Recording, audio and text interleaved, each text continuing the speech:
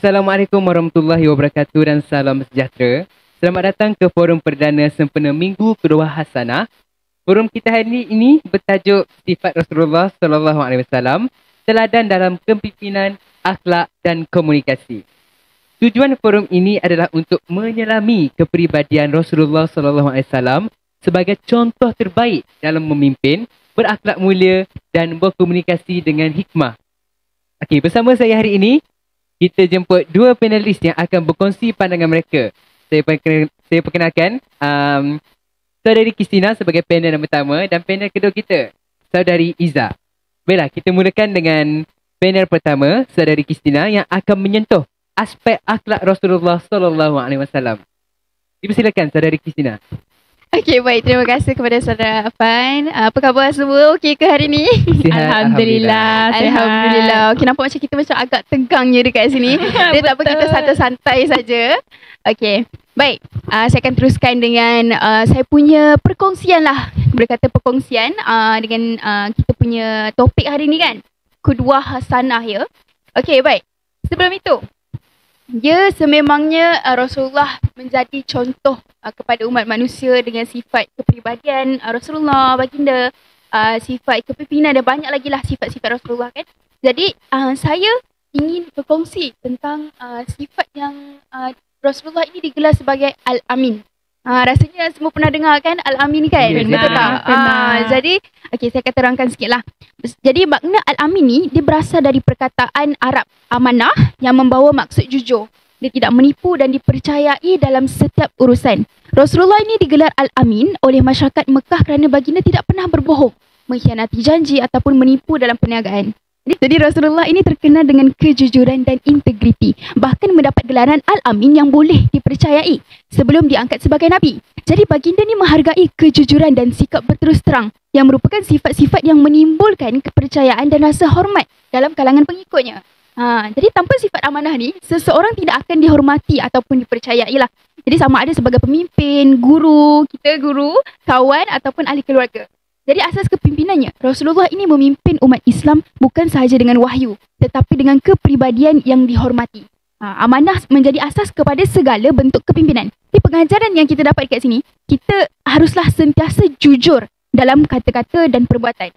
Menepati janji, tidak khianat, memikul amanah yang diberi dengan sebaik mungkin.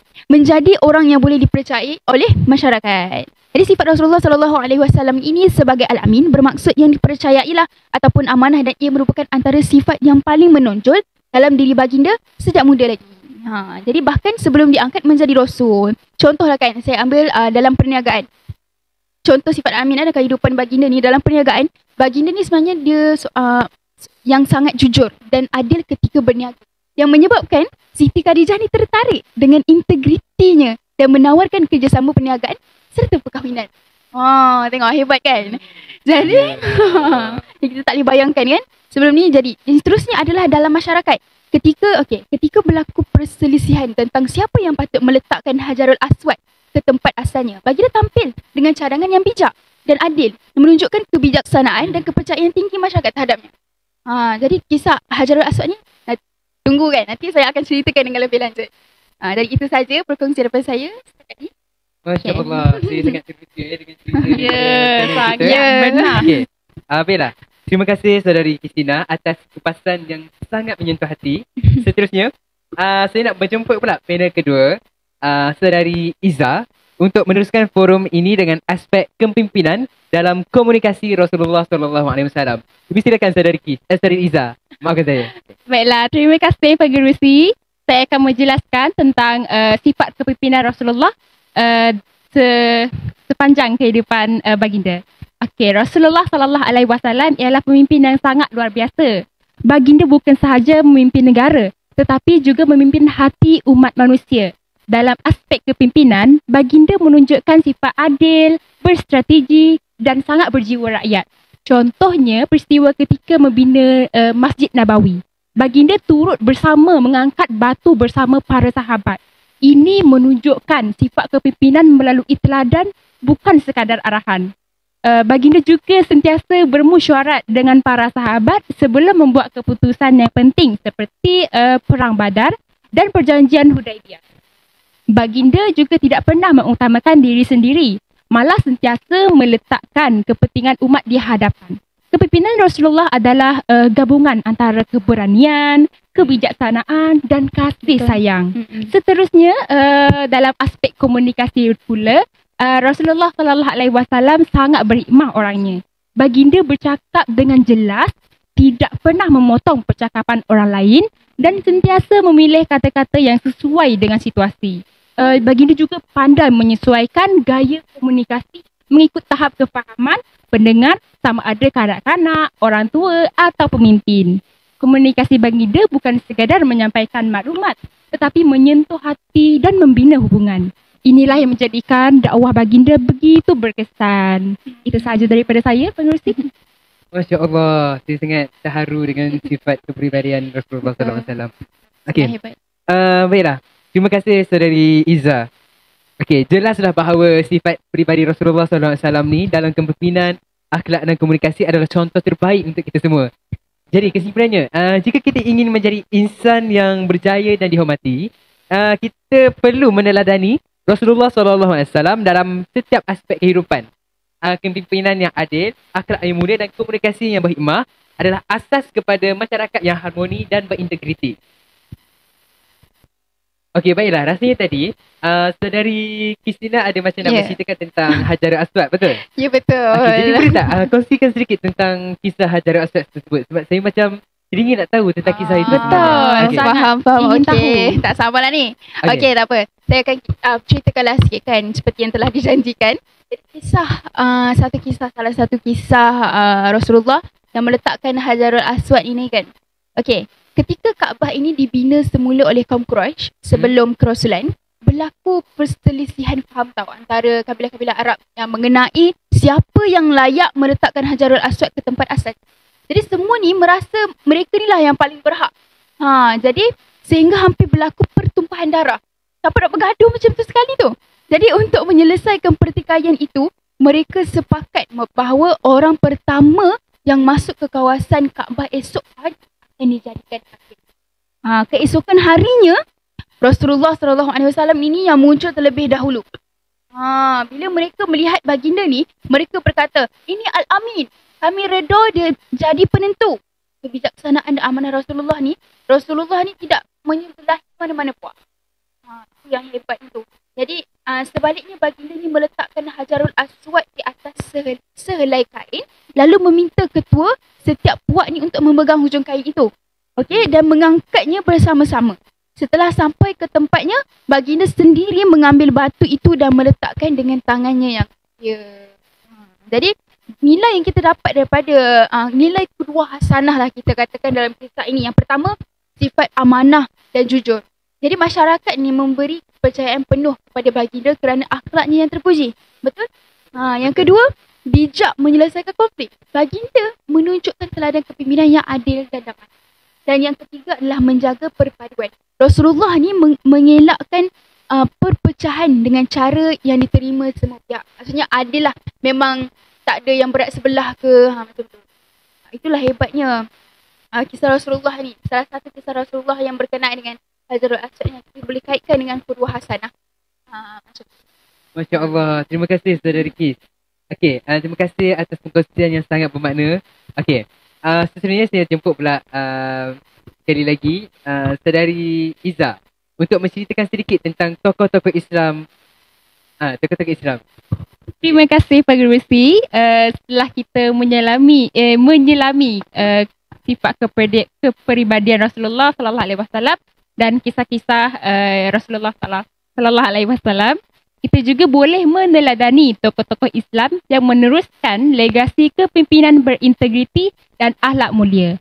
Salah seorang tokoh yang sangat mengagumkan ialah Khalifah Umar Abdul Aziz. Beliau dikenali sebagai khalifah yang sangat adil dan berjiwa rakyat. Walaupun mempunyai kuasa yang besar, beliau menolak kemewahan dan hidup sederhana.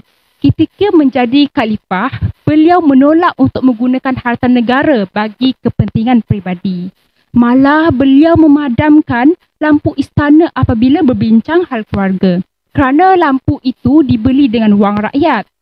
kepimpinan Umar Abdul Aziz berjaya menghapuskan kemiskinan dalam masa 2 tahun sahaja. Ini menunjukkan bahawa integriti dan keadilan mampu membawa perubahan besar kepada masyarakat. Tokoh lain yang tidak kurang hebatnya ialah Salahuddin Al-Ayyubi, panglima Islam yang sangat menawan semula Baitul Maqdis. Walaupun dalam peperangan beliau tetap menjaga akhlak. Apabila tentera musuh kalah, beliau tidak membalas dendam, malah memberi perlindungan kepada mereka. Salahuddin menunjukkan bahawa kekuatan sebenar seorang pemimpin bukan pada senjata, tetapi pada belas ihsan dan keadilan. Itu sahaja daripada saya. Okey, saya nak tambah sikit lah. Okay, itu kan saya. Okay. Silakan. Okay, selain itu kan, kita juga boleh meneladani Imam Syafi'i yang terkenal dengan kecerdasan dan adab dalam berbeza pendapat. Beliau sentiasa menghormati pandangan orang lain walaupun tidak bersetuju. Ini adalah contoh komunikasi yang matang dan berakhlak. Okey. Kesimpulannya, Kedua Hasanah ni bukan sekadar slogan, tetapi satu prinsip hidup, kepimpinan yang berintegriti, akhlak yang mulia dan komunikasi yang berhikmah adalah asas kepada masyarakat yang sejahtera. Okey, marilah kita semua menjadi Qudwah Hasanah dalam kehidupan seharian, di sekolah, di rumah dan dalam komuniti. Okey, baiklah. Kalau kita kaitkan dengan isu semasa, kita lihat banyak pemimpin hari ini berdepan dengan krisis kepercayaan, rasuah, salah guna kuasa dan komunikasi yang kasar. Di sinilah pentingnya kita kembali kepada nilai Qudwah Hasanah. Kepimpinan yang berintegriti, berakhlak dan berjiwa rakyat. Bukan sahaja membina masyarakat yang adil, tetapi juga memberi harapan kepada generasi akan datang. Okey, jadi saya nak tanyalah kepada panel pertama kita, Saudara Kis. Ya, saya. Okey, tentang isu semasa yang melanda negara kita pada hari ini. Boleh ceritakan sedikit? Okey. Baik. Terima kasih Saudara Afan. Baik, isu semasa. Ya, ada. Satu ni.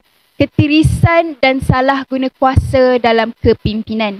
Jadi, salah satu isu semasa yang sering berlaku dalam negara dan di seluruh dunia ialah penyelewengan kuasa, rasuah dan ketidakαμanahan pemimpin dalam mentadbir hak rakyat. Jadi contohnya, laporan audit ni mendedahkan ketirisan dana awam, projek terbengkalai ataupun pemimpin menggunakan jawatan untuk kepentingan peribadi. Kita banyak nampak kan benda tu sekarang. Jadi selain pemimpin ni, terdapat juga individu di peringkat organisasi atau komuniti yang tidak amanah, seperti penipuan wang kutipan derma, salah guna bajet sekolah ataupun pecah amanah dalam organisasi. Jadi berbezalah dengan situasi semasa kan. Rasulullah SAW ni sebagai Al-Amin ni menunjukkan contoh kepimpinan yang sangat amanah. Jadi yang pertama, tidak pernah menyalahgunakan kuasa. Rasulullah tidak pernah menyalahgunakan kuasa. Walaupun baginda seorang ketua negara kan, baginda hidup sederhana dan tidak pernah mengutamakan kepentingan sendiri. Yang kedua adalah bersih daripada rasuah. Baginda ni menolak hadiah ataupun imbuhan jika ada unsur berat sebelah dan menegur keras jika ada sahabat yang tidak amanah. Dan yang ketiga, mengurus harta awam dengan telus. Segala harta zakat, ghanimah dan sumbangan rakyat diurus dengan penuh tanggungjawab dan keadilan. Jadi boleh kata banyaklah masalah kan. Kita boleh tengok isu-isu sekarang ni memang terlalu banyak. Jadi penyelesaian kepada segala masalah ni yang kita boleh ubah, yang kita boleh teliti lagi lah untuk menyelesaikan masalah kurangnya sifat amanah dalam kalangan pemimpin dan masyarakat ni kan. Pendekatan perlu dilakukanlah secara menyeluruh dan berterusan melibatkan aspek pendidikan, sistem dan nilai. Jadi saya bagi sedikit lah penyelesaiannya adalah yang pertama, pendidikan akhlak dan nilai sejak awal. Jadi integrasi pendidikan moral ataupun Islam dalam kurikulum sejak sekolah rendah hingga universiti perlu menekankan nilai amanah, jujur dan tanggungjawab. Teladanilah Rasulullah SAW. Kisah hidup baginda ni sebagai Al-Amin patut dijadikan contoh dalam bahan pengajaran, bukan hanya secara teori tetapi melalui aktiviti dan amalan. Okey, dan yang kedua adalah kesedaran beragama dan tanggungjawab kepada Allah. Iman ni sebagai asas amanah. Tanamkan keyakinan bahawa setiap amanah akan dipersoalkan oleh Allah Subhanahu Wa Taala di akhirat nanti. Jadi dalilnya, sesungguhnya Allah menyuruh kamu menyampaikan amanah kepada yang berhak. surah An-Nisa ayat yang ke-58. Jadi Rasulullah bersabda, tiada iman bagi orang yang tidak amanah. Hadis riwayat Ahmad. Jadi kesimpulannya, masalah kurang amanah ni memang bukan boleh diselesaikan dengan satu langkah. Tapi memerlukan usaha kolektif daripada pelbagai pihak. Individu, institusi dan negara. Sifat alamin Rasulullah SAW ni juga wajib dijadikan asas pembentukan peribadi, masyarakat dan kepimpinan agar lahir generasi yang jujur, bertanggungjawab dan membawa rahmat kepada semua. Jadi itulah saja perkongsian isu semasa yang saya boleh katakan agak kritikal lah, yang memang jelas kita boleh nampak dalam sehari-hari ni. Itu saja. Terima kasih Saudari Christina. Baik. Okey, jadi saya nak tanya pula kepada kita minta panel kedua lah pula. Okey, tentang isu semasa pula. Bagaimana pendapat Saudari Izzah tentang isu semasa sekarang? Okey, baiklah. Terima kasih pengerusi. Kalau kita lihat keadaan dunia hari ini, isu kepimpinan berintegriti semakin mendapat perhatian. Banyak negara termasuk negara Malaysia sedang berusaha membina generasi pemimpin yang bukan sahaja bijak tetapi juga beretika dan berakhlak. Contohnya, baru-baru ini berlangsung Forum Ilmuwan Malaysia Madani Siri ke-8 yang menekankan bahawa integriti adalah asas kepada kepimpinan negara. Perdana Menteri menyatakan bahawa untuk menjayakan sesebuah negara, ia mesti bermula dengan tokoh yang amanah, sistem yang telus dan budaya ilmu yang subur. Kita juga lihat bagaimana generasi muda diseru untuk membina kepimpinan masa hadapan berlandaskan 4 tonggak utama, iaitu ilmu, pemikiran kritikal, empati dan integriti. Ini sangat selari dengan nilai qudwah hasanah yang ditunjukkan oleh Rasulullah SAW dan tokoh-tokoh Islam terdahulu. Jadi sebagai pelajar, kita boleh mula dengan memimpin diri sendiri dan jujur dalam tugasan, berakhlak dalam pergaulan dan berani menyuarakan kebenaran dengan cara yang berhemah. Inilah langkah awal untuk menjadi pemimpin berintegriti yang menjadi teladan kepada orang lain. Ya, betul tu. Saya setuju dengan Saudari Izzah. Kita memang kena jujur dalam melakukan setiap tugasan kita. Betul. Okay. Baiklah, kalau kita kaitkan dengan isu semasa kan. Okey, kita lihat banyak pemimpin hari ini berdepan dengan krisis kepercayaan, rasuah, salah guna kuasa dan komunikasi yang kasar. Okey, di sini pentingnya kita kembali kepada nilai qudwah hasanah. Kepimpinan yang berintegriti, berakhlak dan berjiwa rakyat. Bukan sahaja membina masyarakat yang adil, tetapi juga memberi harapan kepada generasi yang akan datang. Okey, terima kasih saya ucapkan kepada kedua-dua panel kita, Saudari Izzah dan juga Saudari Christina kerana sudi kerana sudi meluangkan masa pada hari ini. Dan terima kasih juga atas kupasan yang sangat relevan dengan dunia hari ini. Jelas bahawa nilai qudwah hasanah ni bukan sahaja penting dalam sejarah, tetapi juga menjadi asas kepada kepimpinan masa kini dan masa harapan. Okey, kesimpulannya, kepimpinan berintegriti yang meneladani Rasulullah SAW dan tokoh Islam bukan sahaja membentuk masyarakat yang adil dan aman, malah memberi harapan kepada generasi yang akan datang. Marilah kita semua menjadi qudwah hasanah dalam kehidupan seharian, di sekolah, di rumah dan dalam komuniti. Sekian sahaja forum kita pada hari ini. Semoga perkongsian ini memberi inspirasi dan manfaat kepada kita semua. Assalamualaikum warahmatullahi wabarakatuh dan semoga kita berjumpa lagi pada episod akan datang.